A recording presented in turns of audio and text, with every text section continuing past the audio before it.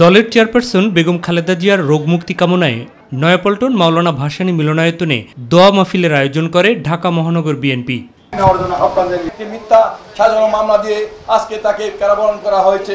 সরকারের ফ্যাসিবাদী আচরণের কারণেই গত প্রায় ৮ বছর থেকে খালেদা জিয়া কারা অভ্যন্তরীণ বলে অভিযোগ করেন বিএনপি মহাসচিব। আওয়ামী লীগ জনগণের যে সমস্ত দাবি সেগুলোকে তারা কোনো মূল্য দেয় না, গণতন্ত্রে তারা বিশ্বাস করে না। আজকে সেই কারণেই আজকে দেশাত্মী বেগম খালেদাকে আটক করে রাখার এটা অন্যতম প্রধান কারণ। আমরা তার নিঃশর্ত মুক্তি দাবি করেছি। ক্ষমতা ধরে রাখতে আওয়ামী লীগ সরকার দেশের স্বার্থ জলাঞ্জলি দিচ্ছে বলেও অভিযোগ করেন মির্জা ফখরুল ইসলাম আলমগীর। এই আওয়ামী লীগ যতদিন ক্ষমতায় থাকবে বাংলাদেশ ততই আরো দ্রুত রসাতলে যাবে। আপনি দেখুন আজকে বিভিন্ন জায়গায় যাচ্ছে যে আপনার ভালো সম্পর্কের নাম করে তাকে ক্ষমতায় টিকিয়ে রাখবে, এই কথা বলে সে বিভিন্ন আমাদের দেশকে বিক্রি করে দিচ্ছে। জনবিচ্ছিন্ন বলেই সরকার জনগণের মতকে আমলে নিচ্ছে না বলে অভিযোগ করেন দলটির স্থায়ী কমিটির সদস্য মির্জা আব্বাস।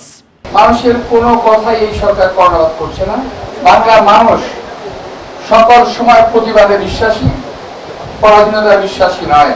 এদিকে মোনায়েম মুন্না এবং নুরুল ইসলাম নয়নকে সভাপতি ও সাধারণ সম্পাদক করে যুবদলের ঘোষিত কেন্দ্রীয় আংশিক কমিটিকে অভিনন্দন জানিয়ে নয়াপল্টনের কেন্দ্রীয় কার্যালয়ের সামনের সড়কে মিছিল অনুষ্ঠিত হয়। সরকারকে একদিন বাংলাদেশের মানুষের কাছে জবাবদিহি করতে হবে।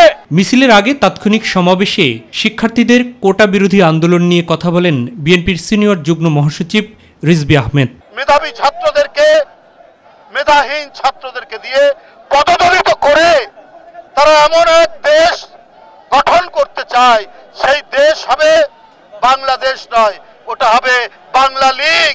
আমরা বাংলা লীগ করতে চাই না বাংলাদেশকে। মাহবুব সৈকত, মাই টিভি, ঢাকা।